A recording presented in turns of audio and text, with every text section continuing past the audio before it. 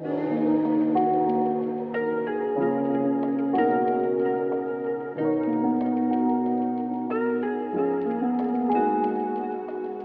is up, everybody? It's your boy Bobby from Bobby's Breakdowns. As you can tell, I don't have a full voice, but we're going to get through this. I've done worse. I know it's not exactly ideal, but here we are. But today, we are going to be reviewing and recapping Money in the Bank 2024. There's a lot to talk about, folks. We're going to speculate what's going on in the future. We're going to talk about the pay-per-view itself and maybe make some predictions for what we think is coming. Who knows? But with that being said, let's dive right in. And in case you couldn't figure it out, I am not happy with some of the results. But for the first matchup of the night, we had the men's Money in the Bank ladder match. Andrade almost killed himself for it. There was a lot of crazy spots. Carmelo Hayes took a crazy spot. Jey Uso took a ladder off of the face from Drew McIntyre. Jey Uso had the briefcase, and then you just see a ladder. Boom! It was crazy. Drew McIntyre launched that thing. Solid match overall. I'm going to give it like a B+ on the rating. Some of them really went to town on making it special. Drew McIntyre climbs the ladder, grabs the briefcase, and in that moment, I looked at my friends and I said, oh no, because I knew exactly what was coming. But we will get to that. Next up, we had Sami Zayn defending his Intercontinental Championship against up-and-coming Braun Breaker. Braun looks like $1 million. He moves so well for a man of his size. I don't know how it happens, but unfortunately, I think we got the wrong result here. I don't think Sami needs this belt. I really don't. Unless you're going to have Gable beat Sami, but Gable is tied up with the Wyatt 6. I don't know what's happening there. But Braun Breaker did indeed hit a spear. He tried to spear him on the outside. It didn't work. Sami Zayn hit a haluva kick on Braun Breaker in the corner, and I really thought Braun Breaker was going to kick out. But Sami Zayn pinned him, and it was clean, too.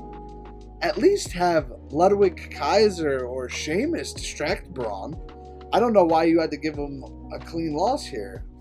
Maybe they're delaying it to SummerSlam. I don't know. I wouldn't have bet Braun Breaker lose here. At least not lose clean. But Sami Zayn is still your Intercontinental Champion. Next match we had is what I thought was going to main event. And looking at it, I'm really not sure why it didn't main event. We'll get to that, though. We had Damian Priest, the World Heavyweight Champion, defending against Seth Rollins. There was an interesting part in this match. Seth Rollins hits a Falcon Arrow, goes for the pin on Priest. 1, 2, ref stops. No problem. If Damian Priest would have kicked out. Damian Priest did not kick out. I don't know if Damian Priest got TKO'd or just lost where he was. I don't know what happened there. But he did not kick out. The ref had to stop. Then about 10 seconds later, Drew McIntyre's music hits. McIntyre walks down to the ring, and I was like, no. Hands the briefcase. I was like, oh, wonderful. McIntyre hits a Claymore. But who comes in and just starts destroying McIntyre? The thorn in his side, CM Punk. CM Punk hits him with the belt, takes him out, and McIntyre loses his Money in the Bank briefcase. Fast forward a little, McIntyre went crazy on the post-show, elbowed Adam Pearce, so he is suspended indefinitely. But Damian Priest hits McIntyre with the South of Heaven, retains. I hate you, CM Punk. I really do. Next segment we had, I say segment, host Trish Stratus comes out. She introduces the 16-time world champion, John Cena. It's always nice to see Cena, folks. He comes out, he grabs a microphone. He says he's retiring. I was like, wow, it's finally here. You know, I started watching wrestling in 2005. Cena was the up-and-comer then. And now 19 years later, almost 20 years later, he's calling it a day. Now, the way he worded it, I thought his final match was going to be at WrestleMania 41 in Vegas. It seems we're getting a year of Cena. Now, don't get me wrong. I am very, very happy about that. I love John Cena. Anytime he's on my TV, I'm all for it. But it's just weird that he's retiring at the end of the year, maybe on TV, because they don't have December pay-per-views. So maybe he's going out at Survivor Series. I don't know. He's earned the right to retire when he wants to. So he can have a lot of matches. Logan Paul, Cody Rhodes. Heck, CM Punk wants at it again. Randy Orton again. Cool. I personally think Cena should beat Cody Rhodes at WrestleMania and get number 17. But some people may not feel that way. But yes, John Cena is calling it quits next year. We're going to miss you, Cena. Next match was the Women's Money in the Bank ladder match. We had Lyra Valkyria versus Naomi versus Chelsea Green versus Io Sky versus Zoe Stark versus Tiffany Stratton. Zoe Stark almost killed herself in this match. She botched and it almost cost her, but I think she's okay. There was a lot of crazy spots in this one. But the craziest of them all was Chelsea Green. She's climbing the ladder. She gets up there. She starts unhooking the briefcase, and we all were like, oh, they're going to give it to Chelsea Green. Then all of a sudden, you see Chelsea looking down. Tiffany climbs up. Tiffany slowly pushes Chelsea off, out of the ring, through 2 tables. She took that bump like a champ. She couldn't have done it any more perfect. So props to you, Chelsea Green, for taking that bump. Tiffany waves to her. Tiffany Stratton grabs the Money in the Bank briefcase. She is your new Miss Money in the Bank. And I believe that was the right call. She's the best one to win in that match, and she's going places. On to your main event. We had the Bloodline. Solo Sikoa, Jacob Fatu, and Tama Tonga versus Cody Rhodes, Kevin Owens, and Randy Orton. Tongaloa was at ringside. We'll get to him. Solid back and forth. They went to the outside. They were brawling. Tables got cleared out.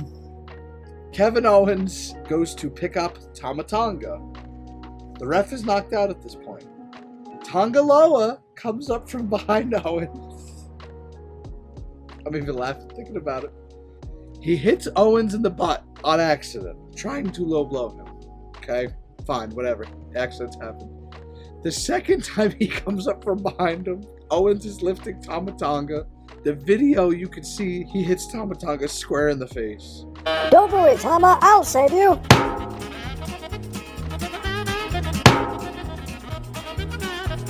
And he has to hold it there, and Owens has to sell the low blow. It's so funny.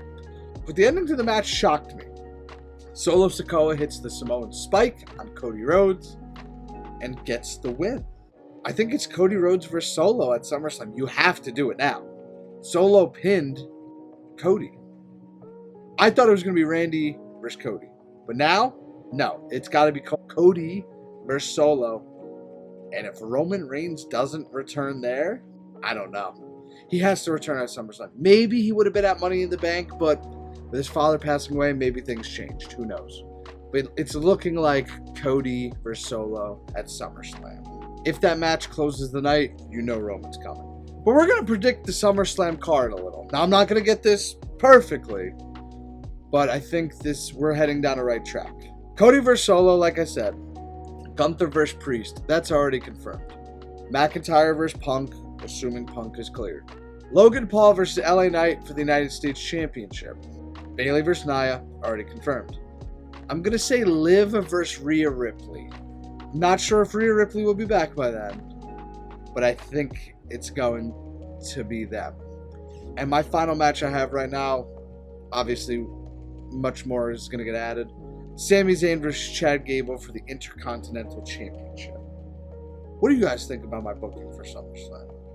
I know there might be a few more matches in there, but I don't know. I think I nailed it for the most part. And that is my review for Money in the Bank 2024.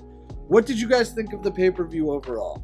I'm giving it like a B-. I didn't like how the show ended because I thought something was going to happen. That's why I would have rather the World Heavyweight Championship main event. But if Roman's father passing changed plans, so be it. That's a very real-life situation. I can't get mad at that. But if it didn't, that was a mistake.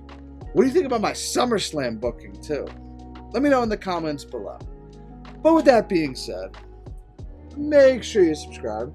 Make sure you hit that like button. Plenty of more wrestling content coming, folks. Plenty of more content coming. Next up is the Gladiator 2 trailer. I'm going to rip that to shreds. I really am. But next time I will see you for a pay-per-view reaction is SummerSlam. SummerSlam's going to be pretty good, I have a feeling. As long as the stars align and everyone's cleared and good to go, it should be good. But until next time, I am Bobby from Bobby's Breakdowns, and we will see you in the next one. Later.